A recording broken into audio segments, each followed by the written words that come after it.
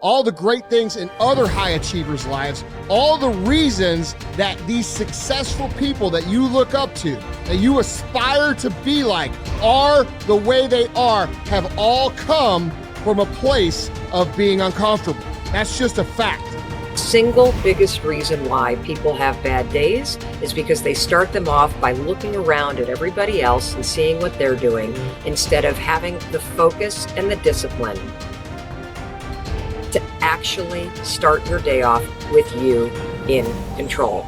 Because everywhere I look and everywhere I see in today's society, everybody's doing everything they can to be more comfortable. They're looking for the more convenience. They're looking for the quicker. They're looking for the faster. Don't ask for security, ask for adventure. And see, it's not important how long you live. What's important is how you live. You know, I think people are always looking for some sort of, remedy or some shortcut that's going to make them be able to do things that are hard easier. But no, they're hard things for a reason. So they're going to be hard. If they were easy, everyone would do them. We go through life trying to seek security and not coming outside of our comfort zone, and we take most of our stuff with us to the grave. Ask yourself, what's blocking you? What's preventing you from acting? Why don't you have the courage to handle that? Why won't you face that? What are you running away from? What kind of avoidance behavior are you engaged in? Next is, what is the worst thing that can happen when you take action? But you have to make a conscientious decision that you're going to change. And it's not dependent on anybody else. Self-discipline begins with the mastery of your thoughts. If you don't control what you think, you can't control what you do. Understanding how to set up daily routines with alternating brain and body training and killing procrastination. Each and every day that you are breathing in this world, each and every day that you are doing something in this world, you should be focusing on getting better, not worse. Show me your character. Remain disciplined. Stay strong. When it all seems hopeless, keep plugging away. Nothing can stop you if you don't stop for anything. Don't stop for anything. Never break your discipline. Remain faithful to yourself and your vision.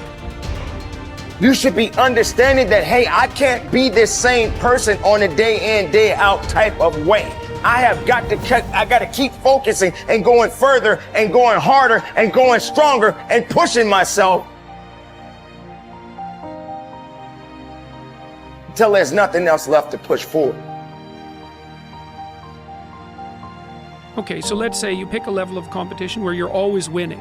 It's like, well, all that means is you've picked the wrong level of competition. Yes. Because, let's say you're a grandmaster chess player and all you do is play amateurs, and every night you go home and congratulate yourself on what a genius you are because you just stomp these people left, right, and center. It's like, you're not a genius, you're a dimwit. Right. What you should be doing is playing people who are beating you as much as you can tolerate. Right. So maybe that's 40% of the time, maybe it's 60% of the time. But that way, because to be a winner, you want to be disciplined, you want to know what you're doing, and then you want to be on the edge where your skills are being developed.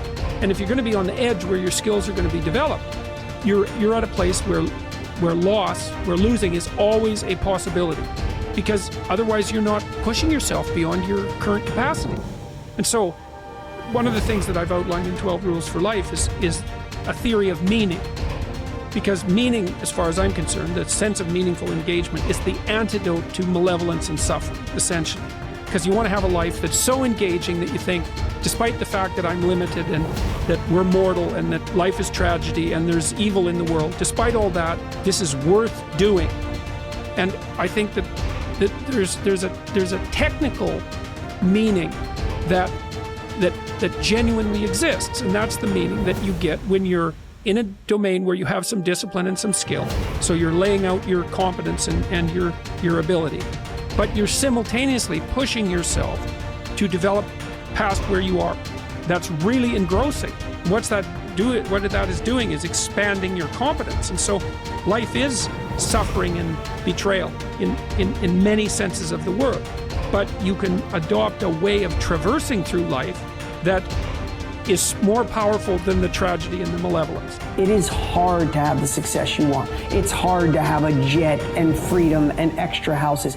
And it takes hard work and it takes time. And there's no shortcut. I don't care what anybody thinks. There's no shortcut. Maybe you could have bought Dogecoin and you got lucky. That is the rarest thing in the history of the world. Ed and I would bet we agree. I don't even know. Neither one of us probably invested in crypto when all of our friends said to, because we didn't know it, we didn't feel it, and we missed it. So I'm so blessed if you did for you. But that's not where true wealth is made. You have to work 50% harder than you think you do. You have to get kicked in the teeth more than you think. You have to get questioned by your friends and family and look like the dreamer twice as much as you think. The people you thought were going to support you aren't. Some people are going to talk behind your back. Some friends are going to leave you. And guess what? It's worth every freaking penny. It's worth every moment, every disappointment. There was a gentleman named David Kekich. I met him. He was paralyzed from the neck down. And not always paralyzed. I think it was a jogging car accident. And he had these Kekich credos. It was like a business card that folded out. And one of his Kekich credos, to make him positive, most positive guy you ever met, couldn't move anything below his neck, one of them was, living the hard way is easy, and living the easy way is hard. So before I answer this about multiple streams of income, I think it's really important I tell you this. Living the hard way makes it easy. I could blame a lot of people. And that's the book I was reading. And I put it off on everybody else. It wasn't until I said, you know what, for me to fix this, I gotta read what the f is wrong with David God. Not blame anybody. Read my book and say, okay, I'm afraid of my shadow. How can I overcome that? Go in the military, get your ass kicked, do things you hate to do, be uncomfortable every day of your life. Roger that. I'm not the smartest kid in the world. Okay. Instead of somebody saying, oh no, you're smart. No, don't say that to yourself. I said to myself, no, I'm a dumb mother. Okay, roger that. How you get smarter? Educate yourself. So the things that we run from the truth. We're running from the truth, man. So the only way I became successful was going towards the truth. As painful and as brutal as it is, it changed me. It allowed me to become, in my own right, who I am today. If you do what other successful people do over and over again, nothing can stop you from eventually enjoying the same rewards that they do. But if you don't do what successful people do, nothing can help you. Success is not an accident. Sadly, failure is not an accident either. You succeed when you do what other successful people do over and over until these behaviors become a habit. Likewise, you fail if you don't do what successful people do. In either case, nature is neutral. Nature does not take sides. Nature doesn't care. What happens to you is simply a matter of law. The law of cause and effect. You can look at yourself as a machine with a default mechanism. Your default mechanism is the almost irresistible attraction of the expediency factor. In the absence of self-discipline, your default mechanism goes off automatically. This is the main cause of underachievement and the failure to realize your true potential. When you are not working deliberately, consciously, and continuously to be and have those things that constitute success for you, your default mechanism is at work. You end up doing those fun, easy, and low-value things in the short term that lead to frustration, financial worries, and failure in the long term. One of the most important requirements for success, once you have decided what it is that you want, is the quality of willingness. Successful people are willing to pay the price, whatever it is and for as long as it takes, until they achieve the results they desire. Everyone wants to be successful. Everyone wants to be healthy, happy, thin, and rich. But most people are not willing to pay the price. Occasionally, they may be willing to pay the price, but they are not willing to pay the whole price. They always hold back.